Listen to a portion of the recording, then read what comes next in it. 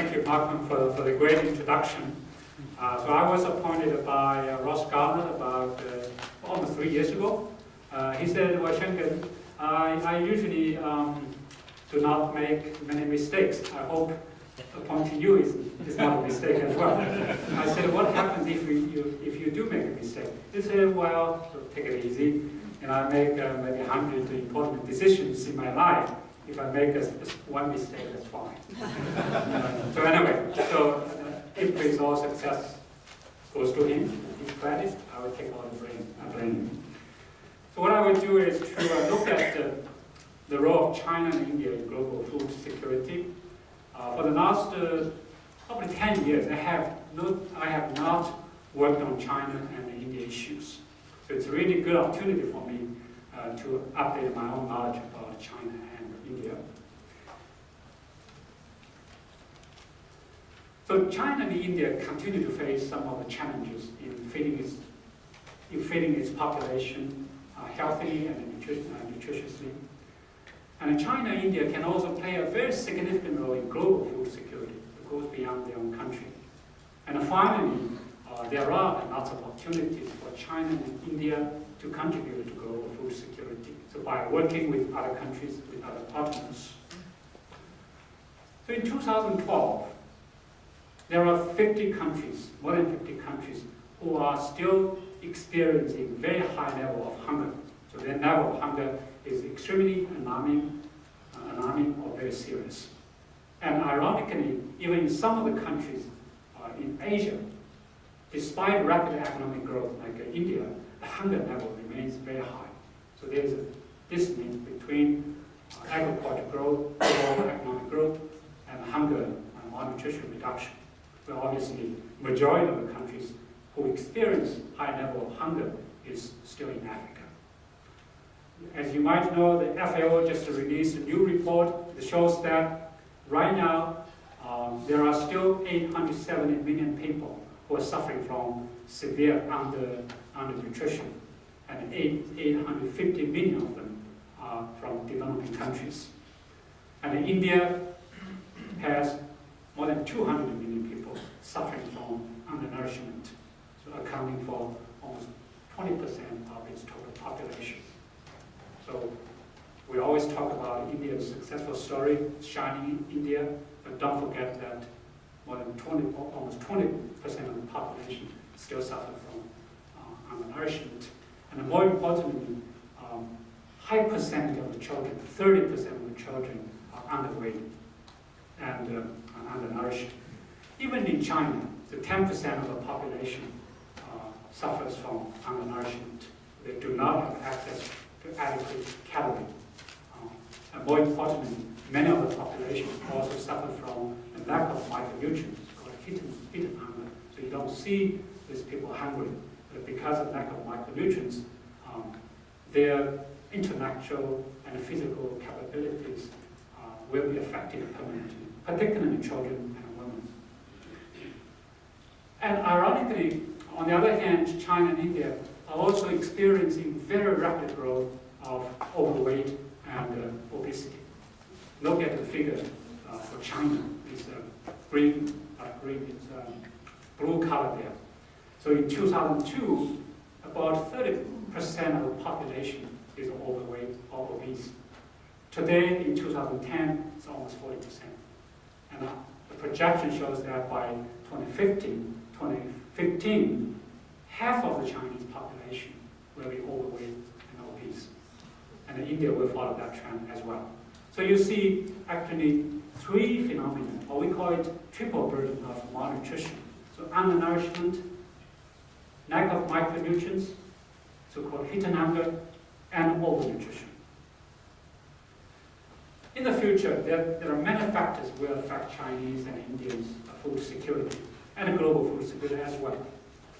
So population will continue to grow, and demographic structure will continue to change, and economy will continue to grow, and the diet will also continue to change. And previous speakers have already mentioned about natural resource constraints, land and water. And and climate change has affected people's life, and particularly in agriculture and food production. So by 2050, the Chinese population actually will be leveled off. So we projected that Chinese population will peak around 2030 at probably 1.6 billion. However, more people will move to the urban centers. Today, more than half of Chinese population is in urban area. So 51% in 2011 to 2012, maybe another 2 or 3% added to the urban population. And look at India. India's population, 30% of the Indian population is in rural area. However, in the next few decades, there will be a very rapid urbanization in India. So by 2050, both countries will have 60%, 70%, or maybe even 75% of the population living in urban centers. And there are lots of debates about China and India's economic growth rates, whether China and India will be able to maintain the current growth rates of 9% or 10% per year growth. My own projection is China probably will not be able to grow at 10% per year for the next 20 or 30 years. So my friend Justin Lin said that China will continue to grow at 80% for the next 20 years. I think more sustainable probably will be around 6%. So more importantly, it's not the total growth. It's not the magic number of either 6% or 10%. It's a pattern, whether that growth is healthy, more equitable, more green, and can really help the poor. So magic number matters, but more importantly is the quality or pattern of that growth. Similarly, India, I don't think India will be able to maintain 8% or 9% growth per year for the next 20, 30 years. And more realistically, 6%, 7%. But even 6%, 7% are high growth. So for the next 20, 30 years, if these two countries continue to grow at 6% per year, and it will have tremendous implications on global economy structure and on global food security. Many people in both countries will become middle class. In China, many high percentage of the population have income more than $10 per day, and that's probably more than a billion standard in China. And that share will continue to grow to 60%, maybe even 70%. India will also follow that trend. So could you imagine for the next 2 or 3 decades, 300, 400, even 500 million people will become middle class. So that's almost twice the size of America. And the demand for food, demand for better food, demand for water, demand for land is just tremendous. And their diet has changed, and that change will continue. So look at the correlation between economic growth and meat consumption. So you see a clear correlation between economic growth and meat consumption. However, culture also matters. Look at China and Japan. So today's Japanese per capita income is about 4 or 5 times higher than Chinese in terms of purchasing power parity. But Chinese actually consume more meat than Japanese. You also look at Brazil and Thailand. Brazil's meat consumption is 3 times higher than Thailand, although the income in Brazil is only slightly higher than Thailand. So economic growth matters, income matters, but culture also matters. Now, previous speakers, both Derek and Mike, have mentioned about limited natural resources. I just wanted to mention one fact, that is, it is some of the poorest regions, poorest areas where the natural resources will become even more scarce. So there is high correlation between poverty and water land scarcity. I wanted to point out one factor that would tremendously affect future food production. That is the phosphorus fertilizers. Actually, I'm glad that it is some of the Australian scholars who pointed this out to the international community. Just about a month ago, a couple of professors from, I think from the University of Sydney, who gave a seminar at IPRI to really alert us how the phosphorus fertilizer will affect global food production. And I do think it's a serious problem that deserves our attention. Nobel Prize laureate Paul Goodson mentioned this problem several years ago, but nobody paid attention. I think it's time for us to look at that issue. Again, China and India will experience water and land scarcity. If you combine these two together, water and land scarcity together, and you will see in China and India, the coastal region of China and the majority of India will experience both land and water scarcity. And climate change will hit us soon and probably will hit us hard. And China and India are particularly vulnerable. So look at the dark color there for China and India. So they are the most vulnerable countries to climate change. And the climate change will affect agricultural production, food production, by reducing yield. Again, look at that map. It is in some of the poorest regions, poorest areas, the climate change will affect them most severely. China, India, no exceptions. So 37% of the crop yield will be reduced by 2080, and irrigated wheat will lose probably 20 to 30% of the yield. And China and India plays a large role in global food security and global food price volatility. So in the last 3 to 5 years, we have experienced at least 3 rounds of global food price hikes. And China and India have been a player in these spikes. So both countries are large consumers of food and large producers of food. They are also large traders of food. And they're also large investors in food and agriculture. So both countries, well, 2 countries together account for almost 55% of the global rice consumption. And vegetables, look at the chart for vegetables. So China and India together accounts for 60% of the total world vegetable consumption. China itself accounts for 50%. Nobody may not believe this number, but if you go to visit Chinese households, Chinese families, you will see how much they consume. At least from the figures we have, China alone consumes 50% of world vegetables.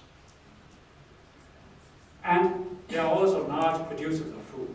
So together, they produce 50% of rice, and more than 30% of wheat, 25% of maize, and even to oil crops, about 20%. They also hold large share of global stocks. China itself holds more than 50% of global rice stock. And India is another probably 20%. So together, 75% of rice stocks is in China and India. Maize, wheat, both countries have 30%, 40% of global stocks. And they're also large traders, as I already mentioned. Look at the Chinese imports. Imports of raw agricultural materials, food, cotton, and other fibers. China is the largest soybean importer. The majority of the soybean exported actually goes to China. So China imports 70% or 75% of its total soybean consumption from the US, from Argentina, and from Brazil. And India will follow that trend very soon. And by 2030, some projections show that both countries will import probably 100 million metric tons of grains. 100 million metric tons for each country. So that's a huge amount. I don't know how much Australia's total production per year. So together, these two countries can easily import 200 million metric tons of grains, business as usual. If the current trend continues, current productivity trend, current investment trend continues, these two countries can really exhaust large exports from major producers. And these two countries have also increased their investment in other countries for direct investment. So until 2 or 3 years ago, these two countries are the largest recipients of the foreign direct investment. So part of the Chinese magic economic growth is from foreign direct investment, starting from people in Hong Kong, Taiwan, Japan, US, then other countries follow. So they would, and India following China has also become a net recipient of foreign direct investment. But for the last 2 or 3 years, these two countries have increased their foreign direct investment exponentially. So China now is investing $150 billion a year in other countries, particularly in Africa. Although India's share is small, but that share can easily increase in the future. But there are opportunities for both countries to contribute to global food security. So firstly, these countries have to, or still have the opportunity to increase their own production. So these two countries still have potential to increase their yield. And when we in Canberra, we heard about the so-called yield plateau. But from my own experience, particularly in China, potential to increase productivity, to increase yield, is still great.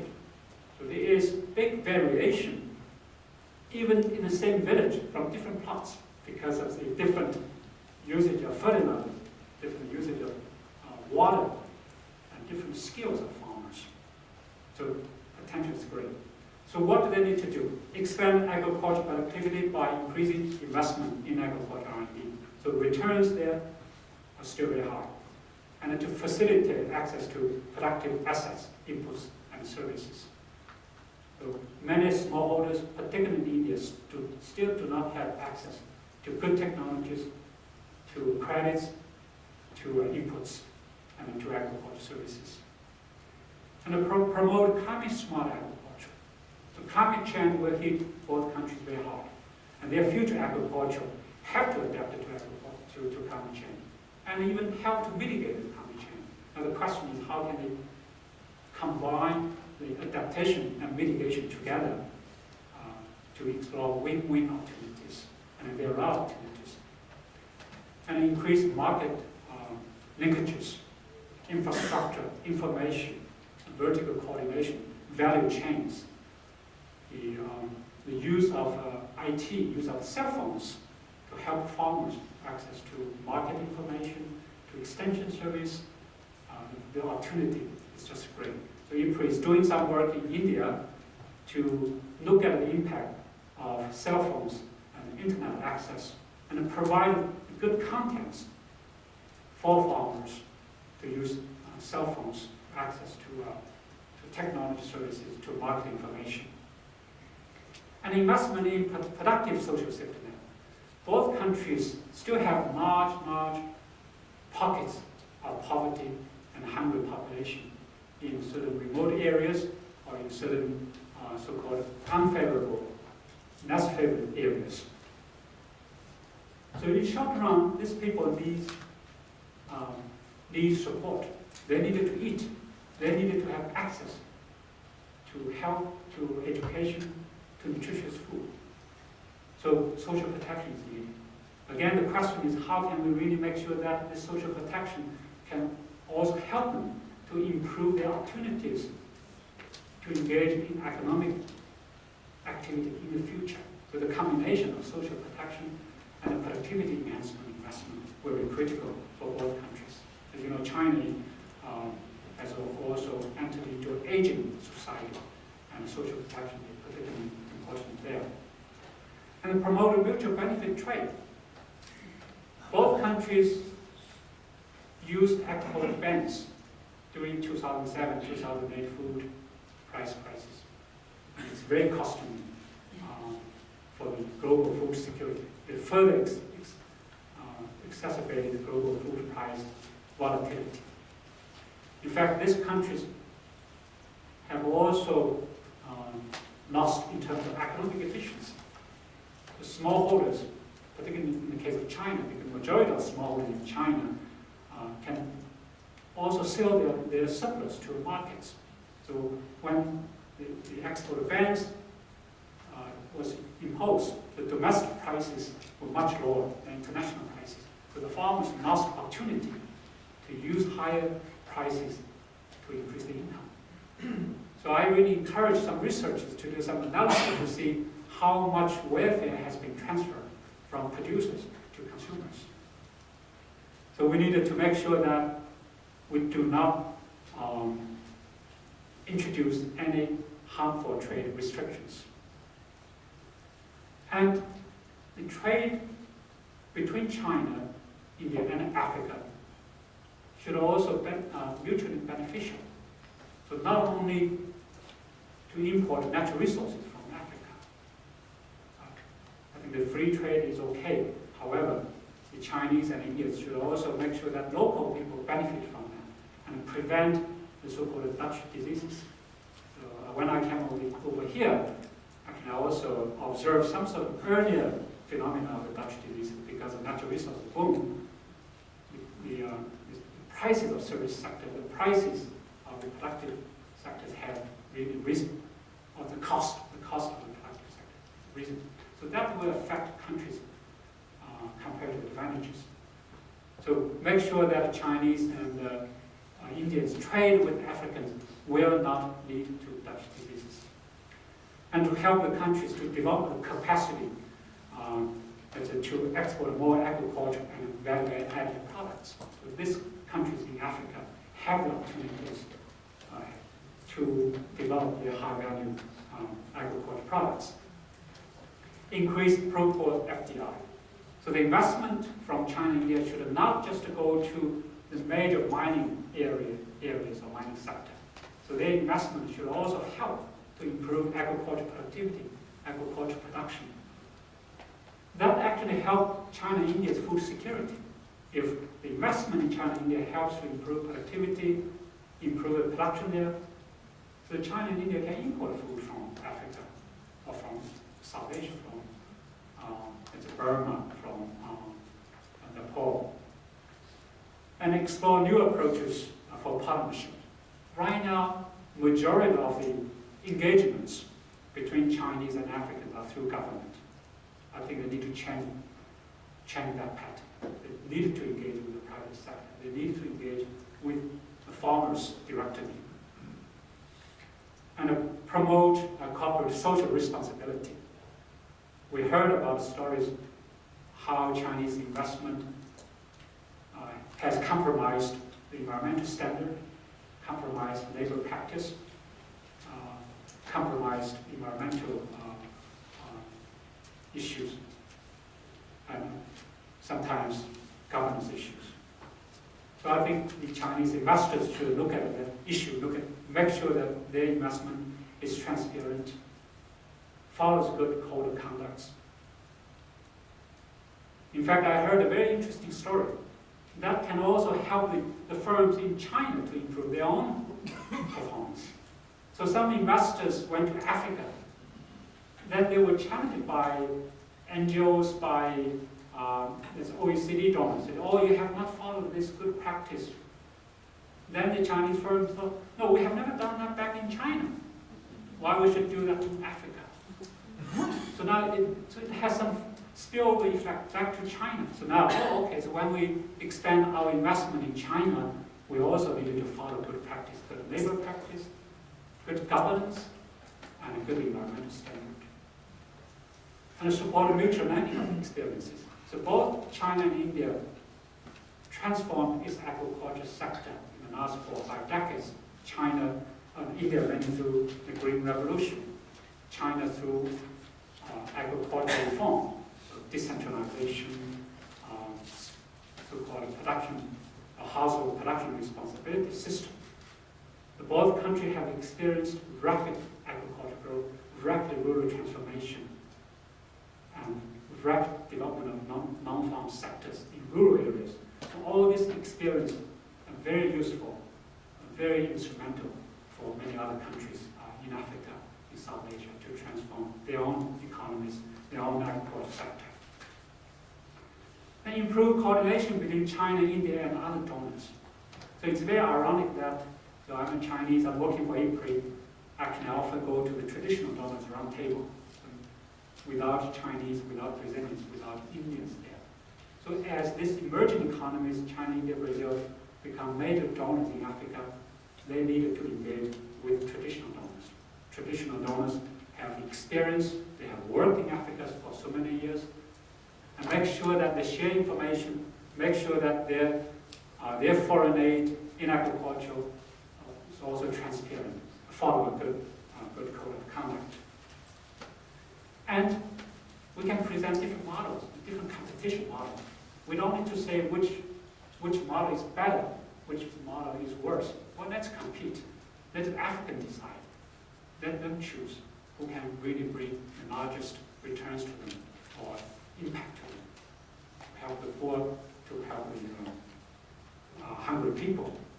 And Australia has a very active role to play here. Australia has played a very big role in international agriculture research. Australians were very instrumental in setting up CGIR, the whole CGIR system, and particularly IPRI. John Crawford was the founding board chairman of IPRI. So it was some of the wise Australians who were behind the establishment of IPRI. And over the time, some of the Australian economists have served as the IPRI board, including board chairs. John Crawford, Jeff Miller, the former Secretary of Agriculture, Ross Garnett, now Kim Anderson. Kim Anderson will be the chairman of our program committee. So really help IPRI to set up the research program direction for the future. I think Derek said that Australians should be proud of them because they preach free trade. I think Australia also is perceived as a good donor in international development. Usually they are pretty neutral, non-political, both sides like Australia. So it's a good model. So Australia can use that as an advantage to coordinate the donors from the south and from the north, bringing the new donors to the game. So this triangle relationship. So can Australia work with India, Chinese on African issues? Bring Australians' experience in the last 40, 50 years. Your experience in Pacific regions, Indonesia, Papua New Guinea. I also heard some mistakes. But we can always learn from mistakes. And bring the new players, Chinese, Indian, Brazilians, to work on some global food security issues in Africa, in the Pacific regions. I truly believe that there are great opportunities to work together. So let me thank you very much.